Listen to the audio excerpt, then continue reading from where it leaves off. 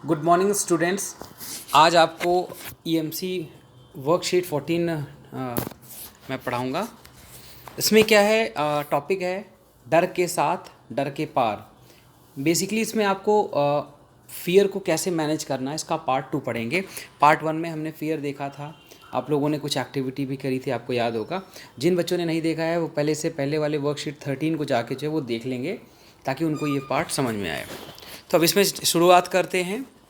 ठीक है प्रिय विद्यार्थियों, पिछली वर्कशीट में हमने डर के बारे में जाना और पता लगाया कि डर सभी को लगता है, पर किसी को भी डर से डरने के बजाय क्या करना चाहिए यह पता इस वर्कशीट में हम लगाएंगे। तो बेसिकली हम फियर को मैनेज कैसे करें, क्योंकि फियर मैनेज नहीं होगा तो आपको परेशान करेगा और आप लाइफ में जो है काफ़ी सारे चैलेंजेस फेस करेंगे। अब पॉइंट ये आता है कि आप यहाँ पे जो है इस टॉपिक को पढ़ने से आपको क्या फ़ायदा होगा, उस पर थोड़ा सा डिस्कस कर लें। क्योंकि आपकी रियल लाइफ में जब आप बड़े होंगे, किसी भी एक्टिविटी में अपनी लाइफ में रियल लाइफ में जाएंगे, तो आपको कई सारे ऐसे अवसर आएंगे जहाँ पे आपको डिसीजन लेना पड़ेगा। और उसमें आपको डिसीजन जब भी आप लेंगे तो कई सारे फियर्स आपके दिमाग में आएंगे कि मैं पता नहीं, जैसे फॉर एग्ज़ाम्पल अभी आप में से काफ़ी सारे स्टूडेंट्स जैसे जो 11th और 12th के स्टूडेंट्स ये देख रहे होंगे, तो अभी जो 12th में होंगे उनको इस टाइप का एक नर्वसनेस उनके अंदर एक डर इस बात का होगा कि अब 12th स्कूल पे निकल गए, अब मुझे क्या करना है, मुझे इंजीनियरिंग में जाना है, मेडिकल में जाना है, या कॉमर्स में जाना है, या आर्ट्स में जाना है। तो ये उनको डर है। तो और हर कोर्स से रिलेटेड उनको इन्फॉर्मेशन ना होने की वजह से कि कैसे उसको करेंगे, पता नहीं, कठिन पड़ेगा, मैं कर पाऊँगा या नहीं कर पाऊँगा। काफ़ी सारे, अब देखिए मैं ये बात बता रहा हूँ तो आपके दिमाग में ये बात चलने लगी है कि मुझे ये दिक्कत आ सकती है। तो ये क्या है, डर है। तो अब आप केवल अगर डरते रहेंगे तो क्या लाइफ में आगे, क्या आप आगे जैसे 12th पास कर लेंगे, आपने प्लान ही नहीं किया, लेकिन बजाय इसके डरने के अगर आपने थोड़ी सी इन्फॉर्मेशन उसके बारे में कलेक्ट करनी शुरू कर दी कि चलो मुझे जो है मैं क्या करूँगा, इस बात का डर लग रहा है, तो आपने इंजीनियरिंग के बारे में जान लिया कि क्या क्या अपॉर्चुनिटीज़ हम आपको मिलेंगी, आपने मेडिकल के बारे में जान लिया क्या क्या ऑप्शंस हैं, कैसे क्या क्या कर सकते हैं। ठीक है, आपकी जो अभी करंट आपका जो ये क्या कहते हैं नॉलेज है, उसके बेसिस पे आप क्या क्या कर सकते हैं, या किसी को आर्ट में या किसी को कॉमर्स में, तो अभी से इन्फॉर्मेशन कलेक्ट कर लेंगे तो 4-5 महीने बाद जब आप बोर्ड कंप्लीट कर लेंगे तो आपको बड़ी आसानी से, आप स्मूथ ट्रांजिशन होगा, आसानी से आप जो है उस कोर्स में एडमिशन लेने के में सक्षम हो पाएंगे। लेकिन वो स्टूडेंट जो अभी डर के बैठ जाएंगे तो उनको उस समय वो इस भरोसे रहेंगे चलो जो मिलेगा वो ले लेंगे, क्योंकि उन्होंने प्लान नहीं किया है।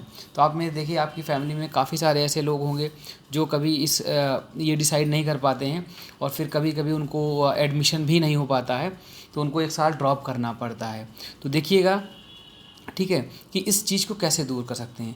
अभी जैसे 10th वाले बच्चों में भी डर होगा कि अब बोर्ड के एग्ज़ाम आएंगे, पहली बार जो अभी 10th में इस बार गए हैं तो उनको भी डर लग रहा होगा कि पता नहीं पेपर कैसे आता है, बोर्ड में सेंटर जाता है तो कैसे एग्ज़ाम दे पाएंगे, सिलेबस थोड़ा सा चेंज हुआ है, पता नहीं किस टाइप के क्वेश्चन आएंगे, एंड सो ऑन। तो बहुत सारे क्वेश्चंस आपके दिमाग में चल रहे होंगे। ठीक है, तो ये सब एक तरीके का डर ही है।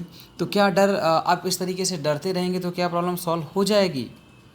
ऑब्वियसली नहीं, आपको प्लान करना पड़ेगा, मैनेज करना पड़ेगा। तो अब जो है नेक्स्ट पार्ट पे, उस पर जो है जैसे चलिए एक एक्टिविटी करते हैं, फिर मैं इस पर आगे बात करता हूँ कि किसी डर का सामना करते हुए हम क्या अनुभव करते हैं। एक गतिविधि से हम इसको पता लगाते हैं। इसमें करना क्या है, आपको जो है अपने परिवार के किसी मेंबर के साथ, अपने भाई बहन, मदर फादर की किसी एक से बात करनी है और आपको उनके आँख पे पट्टी बांधनी है और आप उन्हें रास्ता बताएंगे, ठीक है, कि कैसे चलना है।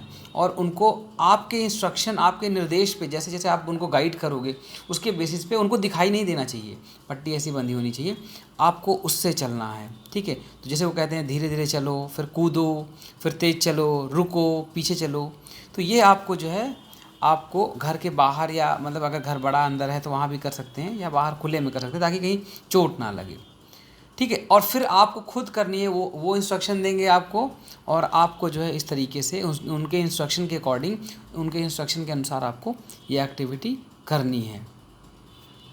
तो अब जो है जैसे अब इस एक्टिविटी को करते हुए आप सोचिए आँख में पट्टी बंधी रहेगी तो चलते हुए आपको जो है एक ऐसा लगेगा कि भाई जो इंस्ट्रक्शन दे रहे हैं अचानक से कुछ ऐसा सामने आँख पे पट्टी बंधी कुछ आ ना जाए, बट जैसा इंस्ट्रक्शन आपको मिलेगा उसके अकॉर्डिंग चलेंगे तो आपको जो है आपका ये डर आप देखेंगे कि आप आसानी से जो है स्मूथली चले जाते हैं।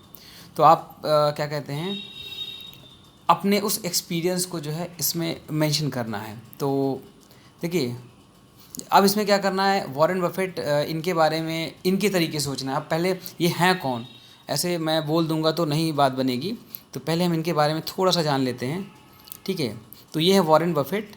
ठीक है, ये जो है अमेरिकन इन्वेस्टर हैं और इनकी बर्कशायर हाथवे जो है इनकी कंपनी है, वो उसके इस कंपनी के चेयरमैन और सीईओ हैं। और ये अमेरिका के टॉप 5 जो सबसे वर्ल्ड के सबसे टॉप 5 रिचेस्ट पर्सनस हैं उनमें से ये एक हैं। और ये फिलेंथ्रोपिस्ट हैं, मतलब कि बहुत सारी ह्यूमैनिटीज़ के लिए लोगों के लिए करते हैं। ठीक है, he is the world 7th wealthy मैंने टॉप अंडर 5 कहा था, वर्ल्ड 7th वेल्थीएस्ट पर्सन है। और इनकी जो टोटल संपत्ति है वो 78.9 बिलियन डॉलर है। तो ये लगभग 5,91,000 करोड़ लगभग, ये आप कैलकुलेट करेंगे, मैंने कैलकुलेट आपके लिए कर दिया है, आप करेंगे तो क्योंकि 1 बिलियन डॉलर में 7500 करोड़ होता है तो ये आएगा। तो मैंने आपके लिए बस इंफॉर्मेशन के लिए कैलकुलेट कर दिया है। तो ये जो है अमेरिका के जो है इनकी एजुकेशन यूनिवर्सिटी ऑफ पेंसिल्वेनिया में हुई है और जो है इन्होंने कोलंबिया यूनिवर्सिटी में से एमएस किया हुआ है। ठीक है, तो बेसिकली जो है ये अपनी बर्कशायर हाथवे उसकी वजह से जो है इतना सारा इन्होंने वेल्थ जो है क्रिएट किया है। तो अब इनको भी कई चीज़ों से डर लगता था, कई चीज़ों से, जैसे इनकी जो सबसे बड़ी जो डर था इनको पब्लिक स्पीकिंग से डर लगता था। ये पब्लिकली बोल नहीं पाते थे। आपको लास्ट वर्कशीट में मैंने इस पर डिस्कस किया था और मैंने उसमें एक अपना पर्सनल एक्सपीरियंस मैंने शेयर किया था कि किस तरीके से जो है मुझे खुद भी जो है पब्लिक स्पीकिंग मैं नहीं कर पाता था। ठीक है, और बोलते बोलते रट के जाता था और फंस जाता था। तो थोड़ा सा आप जाके पीछे जिन लोगों ने नहीं देखा है तो आप पिछली वर्कशीट 13 जाके उसको देख लेंगे और कैसे मैंने उसको जो है किया था, मैंने उसे बताया हुआ है। तो ऐसे इन्होंने फिर प्रैक्टिस कर करके जो है इन्होंने उसके लिए क्लास ज्वाइन करी और फिर उन्होंने धीरे धीरे करके जो है और इन्होंने वो सारी अपनी झिझक जो है ख़त्म करी और आज वर्ल्ड के 7th सबसे अमीर इंसान हैं और वो लोगों के लिए काफ़ी सारी चीज़ें एक्टिविटीज़ ये करते रहते हैं। तो चलिए, अब पिछली वर्कशीट में आपने अपने डर के बारे में अपने परिवार के सदस्यों के साथ चर्चा की थी और अब आइए इस को गहराई से समझते हैं। आपको इसमें क्या करना है, चर्चा करके नीचे लिखना है। पहली बात, आपको अपने डर का कारण यहाँ पे लिखना है पहले कॉलम में और उस डर की वजह से क्या प्रभाव पड़ता है आपकी लाइफ में उसको यहाँ पे आपको नोट डाउन करना है। जैसे आपको पब्लिक स्पीकिंग से मान लीजिए डर लगता है, जैसे इनको क्या कहते हैं वॉरेन बफेट को लगता था। तो पब्लिक स्पीकिंग से आपको डर लगने से क्या होता है कि ये जैसे अपनी कंपनी चला रहे हैं तो अब बोर्ड मीटिंग आपको करनी है, अपने जो इन्वेस्टर्स हैं उनके के साथ मीटिंग करनी है। तो आप अगर बोल नहीं पाते हो तो अपना प्रपोजल, अपनी कंपनी क्या करने वाली है वो लोगों को आप कम्युनिकेट नहीं कर पाओगे। जब कम्युनिकेट नहीं कर पाओगे तो आपके साथ लोग आपके साथ जुड़ेंगे नहीं, तो उसका प्रभाव आपके बिज़नेस पे इम्पैक्ट पड़ेगा आपकी जो है। ठीक है, तो इस तरीके से आपको डर लिखना है। डर का कारण कि आपको हिचकते हैं कि कुछ गलत ना बोल जाऊँ, ये कारण हो सकता है। और उसका प्रभाव क्या पड़ता है कि आपका जो है फाइनेंशियल जो बिज़नेस है वो इम्पैक्ट होता है।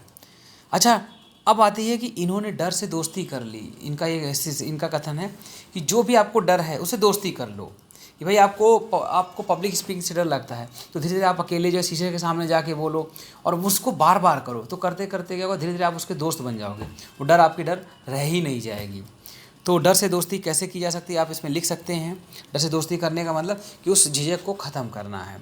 तो इनको जैसे बोलने से डर लग रहा है तो आप बोलने की जो है शीशे के सामने, फिर अपने दोस्तों के सामने बोलिए, छोटे से फैमिली के सामने, कुछ भी ऐसे खड़े होकर बोलिए। थोड़ा सा लोग इरिटेट होंगे कि ये क्या बोल रहा है, मतलब ये हमेशा भाषण देना शुरू कर देता है। कभी कभी आप में से काफ़ी लोगों ने सुना होगा कि शुरू हो जाता है, बट उससे क्या होगा कि धीरे धीरे आपकी प्रैक्टिस हो जाएगी कि आप बोलते हुए आपको फिर झिझक आपकी ख़त्म हो जाएगी।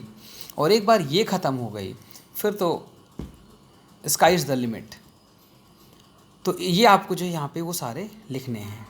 अब नेक्स्ट चलते हैं, अपने परिवार के सदस्यों के साथ और दोस्तों के साथ उनके डर के बारे में भी आपको चर्चा करना है और उन्हें उनमें से किन्हीं 3 के बारे में इसमें जो है, ठीक है, यहाँ पे उनके क्या डर के कारण हैं, उसका उनकी लाइफ पे क्या प्रभाव पड़ रहा है और उनके डर से जो जिस टाइप का डर है उससे कैसे दोस्ती की जा सकती है, आप इसमें यहाँ पे मेंशन कर सकते हैं।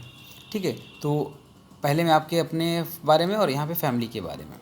ठीक है, अब क्या करना है आपको, अब नीचे दिए गए बॉक्स में एक पोस्टर बनाकर किसी भी डर का सामना कैसे कर सकते हैं, यहाँ पे आपको पोस्टर बनाना है। जो भी एक्टिविटी, जैसे मैंने अभी पब्लिक स्पीकिंग का कि आपको भाषण देना, आपको लोगों के बीच बोलने में, क्लास में खड़े होकर टीचर ने कुछ पूछा है तो बोलने में आपको डर लगता है, तो कैसे आप इसको ख़त्म कर सकते हैं। पहली बात तो आपको नॉलेज गेन करनी पड़ेगी उस टॉपिक के बारे में जिस टॉपिक के बारे में आप बोलना चाहते हैं।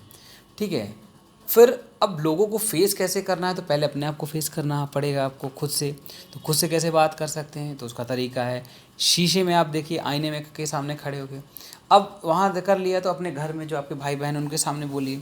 फिर क्या हुआ, 3-4 लोग हो गए घर में फैमिली के सामने। अब फैमिली के बाद फिर जो आपके दोस्त हैं स्कूल में, जो आपका ग्रुप है, उनके सामने आपने बोला तो थोड़ा सा डर और ख़त्म हुआ। और पूरा जो क्लास है वो आपके दोस्तों का समूह ही तो है, कहीं ना कहीं वही मान लीजिए 50 बच्चे आपकी क्लास में हैं, तो आप अलग अलग सबसे बात करते हैं, तो छोटे छोटे ग्रुप में आप बोल सकते हैं, तो इतने बड़े ग्रुप में बोलने में क्या है तो आपके दोस्त ही। ठीक है, तो इस तरीके से धीरे धीरे आपका डर ख़त्म हो जाएगा। तो आप यहाँ पोस्टर बना के आप दिखा सकते हैं। तो मेरे ख्याल से जो है आज इसमें जो है आपने वॉरेन बफेट के बारे में जो है आपने इसमें देखा। तो बेसिकली उन्होंने जो है वो एक इन्वेस्टर हैं जो दूसरी कंपनीज़ में भी इन्वेस्ट करते हैं। ठीक है, तो आप लोग इनके बारे में पढ़िएगा और कोई क्वेश्चन आपके दिमाग में है तो प्लीज़ आप नीचे पोस्ट करिए। ठीक है, और ये वर्कशीट करके आप इसको ज़रूर शेयर करिए। और काफ़ी बच्चे जो है काफ़ी अच्छे अच्छे कमेंट करते हैं, मुझे बड़ा अच्छा लगता है। आप लोग अपना स्कूल का नाम ज़रूर लिखा करिए, तो उससे मुझे आइडिया पता चलता है कि आप किस स्कूल से हैं, क्योंकि मेरे लिए पॉसिबल नहीं हो पाता है डिफ्रेंशिएट करना कि आप किस स्कूल से हैं। और किसी को अगर डर में किसी को सचमुच डर लगता है तो आप फील फ्री, आप नीचे जो है मुझे जो है पिंग कर सकते हैं। ठीक है, तो मैं आपके क्वेश्चन को आंसर करूँगा कि आपका कोई स्पेसिफिक डर है तो आप नीचे कमेंट बॉक्स में कमेंट कर सकते हैं। तो मुझे अच्छा लगेगा आपको आंसर करने में कि किस टाइप का डर है। जैसे 12th में जो बच्चे हैं उनको डर लग रहा होगा, जो 10th में बच्चे हैं उनको डर लग रहा होगा, तो मैं आपको जो है अगर कुछ गाइड कर पाऊँ तो मुझे अच्छा लगेगा। और क्या कहते हैं, तो ठीक है, आज के लिए इतना काफ़ी है। अब मैं ये नहीं कहूँगा कि आप इसको सब्सक्राइब करिए, ये देखिए काफ़ी वो अच्छा भी नहीं लगता बार बार जो है। आप में से जिन बच्चों को ज़रूरत थी आपने कर लिया है, इतना मेरे लिए काफ़ी है। बस बात आप सब तक पहुँचती रही, आज के लिए इतना काफ़ी है। Thank you.